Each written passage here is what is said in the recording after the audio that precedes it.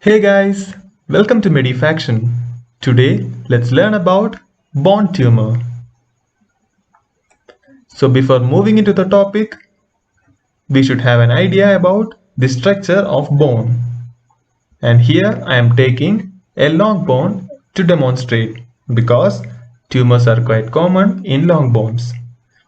So a long bone possesses an epiphysis at both the ends and the metaphysis part right here, and the shaft part is otherwise known as diaphysis. Inside the bone, a cavity can be appreciated which is called medullary cavity, and it is covered by the endosteum. The outermost layer of the bone is known as periosteum, and the area between the endosteum and the periosteum is called the cortex. The periosteum is again divided into outer fibrous layer and inner cellular layer. And due to the supply of nerve tissue, pain can be felt if there is any disturbance in this layer. Classification. On the major primary tumor of bone classification, we can classify it into osteogenic or bone forming, chondrogenic or cartilaginous, hematopoietic, unknown origin, and neuroectodermal. These are again subdivided into benign types and malignant types. In benign type of osteogenic or bone forming, we can see osteoma, osteoblastoma, and osteoblastoma. In the chondrogenic series, we can find osteochondroma, chondroma, and chondroblastoma. In case of unknown origin, we can appreciate giant cell tumor, unicameral cyst, and aneurysmal bone cyst. Likewise, in the malignant type also, we can appreciate osteosarcoma, which has primary and secondary subtypes in the series of osteogenic or bone forming, and chondrosarcoma and dedifferentiated chondrosarcoma in case of chondrogenic or cartilaginous forming, and myeloma and malignant lymphoma in hematopoietic type, and Ewing sarcoma in unknown origin, and chordoma in neuroectodermal. First, let's see about osteoid osteoma. So this is a benign bone tumor which is most common in young men. 50% of them arise from the cortex of tibia or femur, usually less than 2 cm in diameter. Clinical features: severe nocturnal pain due to prostaglandin E2 produced by osteoblast, and the pain is relieved by aspirin and other non-steroidal anti-inflammatory drugs. Treatment is by radiofrequency ablation. Next is osteoblastoma. This is also a benign bone tumor, but it is greater than 2 cm, and they also involve the posterior component of vertebrae. In this case, the pain does not respond to aspirin, and here the treatment is by either curettage or excision method. Now let's move on to the morphology of osteoma and osteoblastoma. Grossly, they appear as well circumscribed, round to oval mass of gritty tan tissue with hemorrhage. Microscopically, they are composed of randomly interconnecting delicate tuberculae of woven bone rimmed by a single layer of osteoblast. The neoplastic bone is surrounded by loose connective stroma containing many dilated and congested capillaries. Osteochondroma. This is the most common benign cartilage cape tumor which attaches to the underlying bone by a stalk. It affects on late adolescence and early childhood. It affects Men 3 times more than women. Morphology, site and location. They usually arise from the metaphysis near the growth plate of long tubular bones, especially about the knee. They are mushroom shaped, ranging in size from 1 to 20 centimeters. Osteosarcoma. This is the most common primary malignant tumor, characterized by formation of bone matrix or osteoid by malignant tumor cells. Age group: 3/4 between 10 and 20 years of age, and the secondary type develop in elderly after 40 years of age. It affects boys more than girls, divided into primary and secondary types. Primary osteosarcoma. It is underlying bone remarkable. Above 70% have acquired genetic abnormalities. Let's peep into the genetics. RB gene or retinoblastoma gene. This is the most common gene, which is a tumor suppressor gene, and may also develop retinoblastoma, which is a secondary tumor, and even may present with Lifraumey syndrome. TP53 gene, which is also a tumor suppressor gene. Also, we have CDKN2A, which is a cyclin-dependent kinase tumor suppressor gene. Next is MDM2, which is also known as mouse double minute 2. It is a negative regulator of P53 gene, which prevent tumor formation.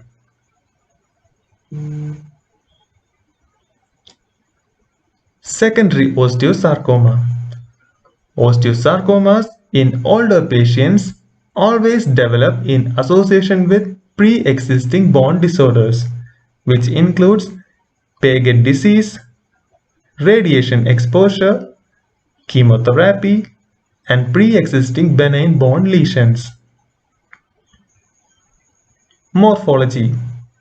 Most common types are primary, solitary, conventional, and poorly differentiated. Grossly, they are big and bulky, and while taking cross-section, we can appreciate their gritty, red to grey in color, hemorrhage, and necrosis.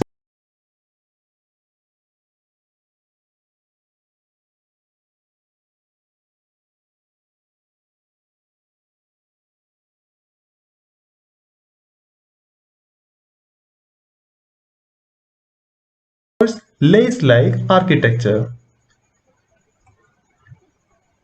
So here is the osteoid formed by the tumor cells, right here.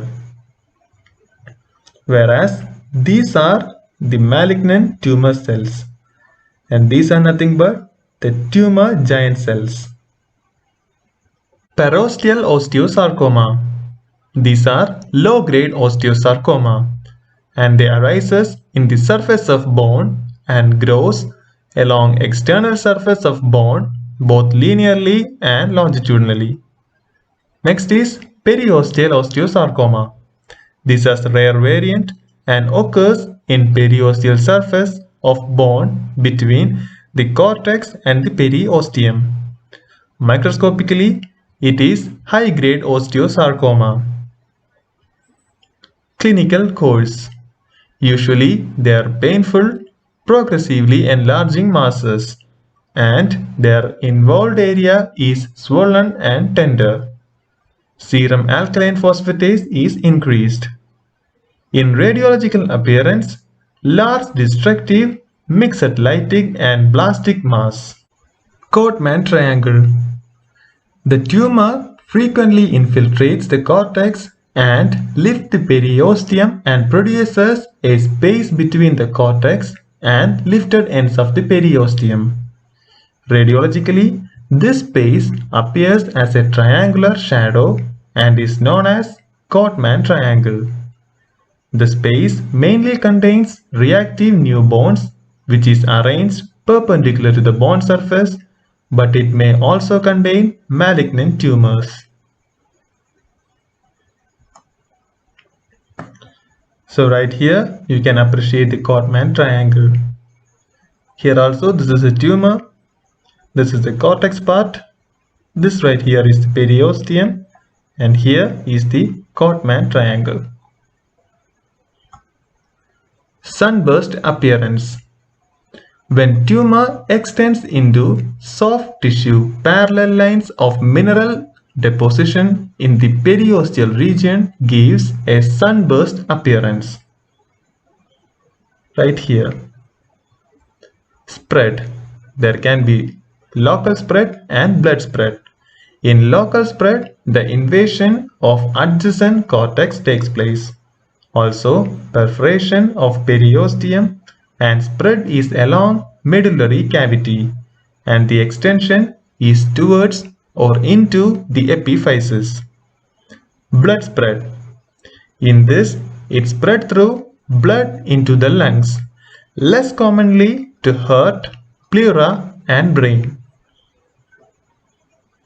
So right here you can appreciate the sunburst appearance.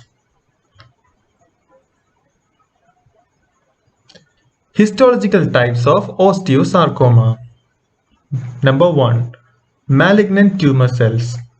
Here, tumor cells vary in size and shape.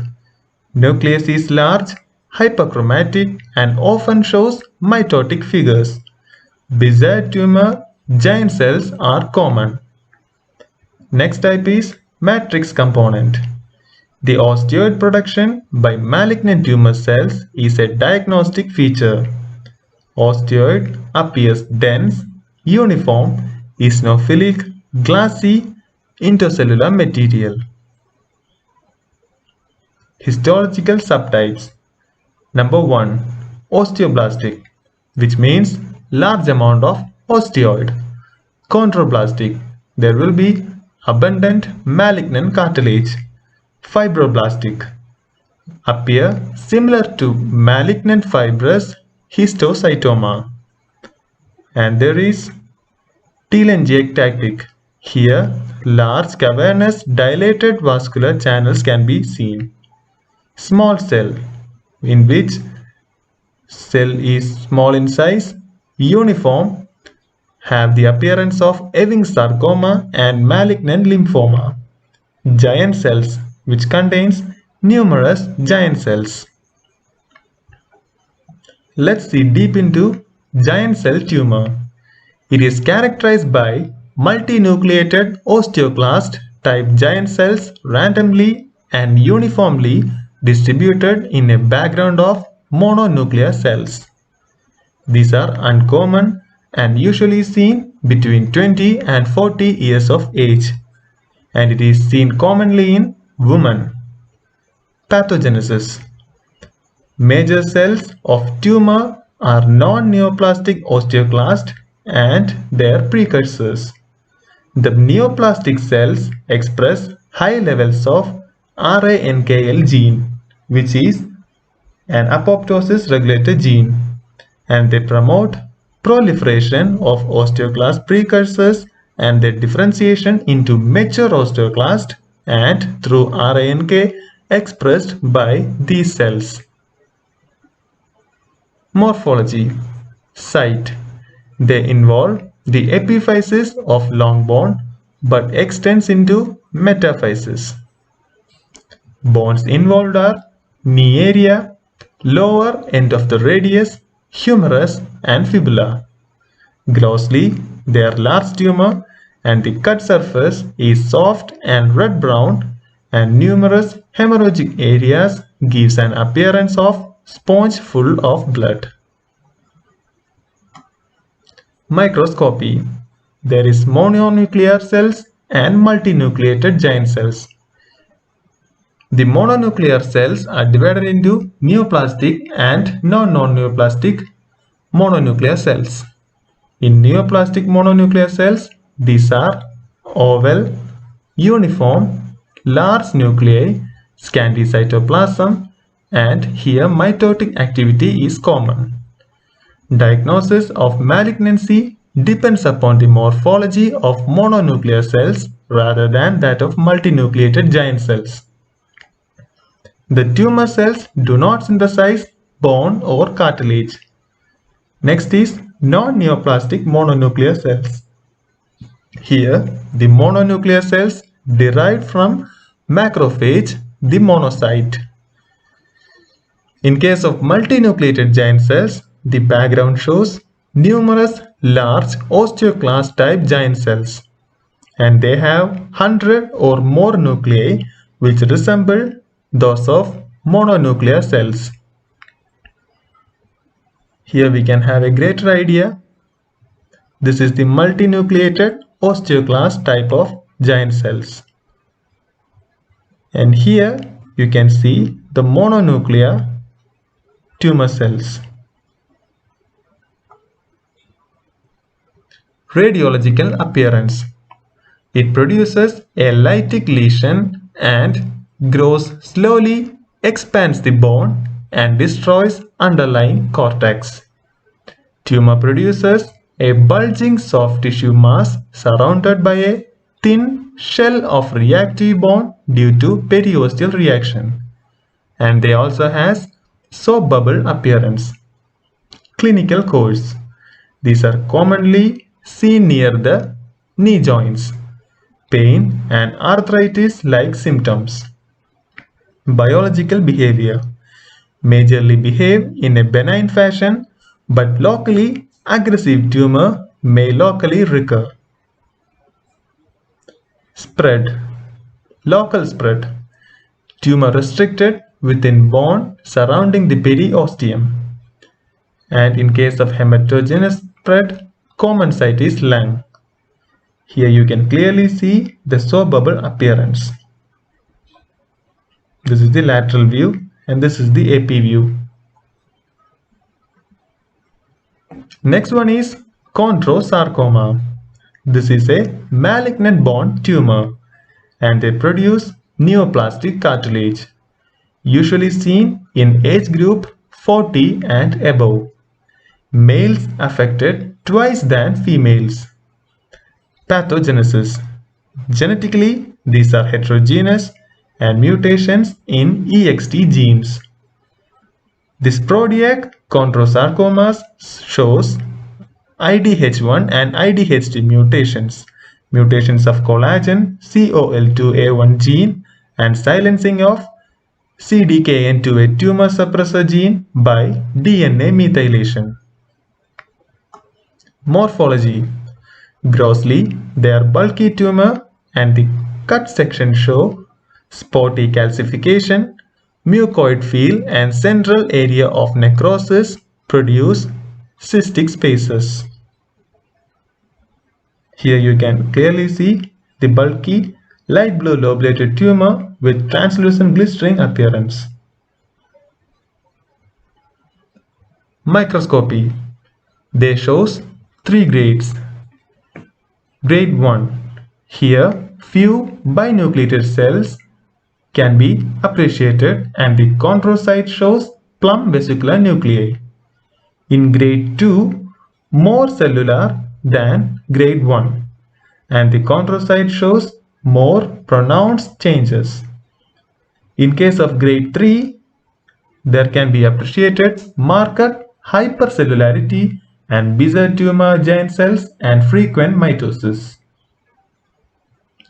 Radiology. Poor defined borders and calcified matrix appears as ring-like and thickened shaft and tumor perforates cortex. Clinical features are painful, progressively enlarging masses. Spread. In local spread, they infiltrate marrow space and hematogenously lungs and skeleton. Now let's move on to Ewing's sarcoma. This is a primary malignant small round cell tumors of bone and soft tissue. These are also uncommon and seen between 10 and 15 years of age, and these are more frequent in boys. Etiology and pathogenesis. They arise from multipotent mesenchymal stem cells. Chromosomal abnormalities are balanced translocation, in which they produce fusion of EWSRI gene on chromosome 22 and FLI1 gene on chromosome 11. Morphology Location Diaphysis of medullary cavity of long bones. Site In long bones, they appear on humerus and tibia, and in case of flat bones, they are commonly seen in pelvis. Grossly, they arise in diaphysis and may infiltrate into medullary spaces, and they diffusely infiltrate the cortex. Soft, grayish and white, and shows areas of hemorrhage and necrosis. Microscopy Cells are uniform, small and round, and the size of tumor is twice of that of lymphocyte, and the cytoplasm appears clear because it's rich in glycogen, which is an important diagnostic feature. Radiographic appearance produces destructive lytic lesion in which border between normal bone and tumor is distinct, and they also has an onion scale pattern. Clinical features: they are painful, enlarging masses, and the affected site is tender, warm, and swollen. Systemic features include fever, weakness, bone pain, anemia, leukocytosis, raised ESR. In case of spread, the local spread is from medullary cavity into cortex, periosteum, and surrounding soft tissues, and the blood spread takes place in lungs, brain, and also in skull.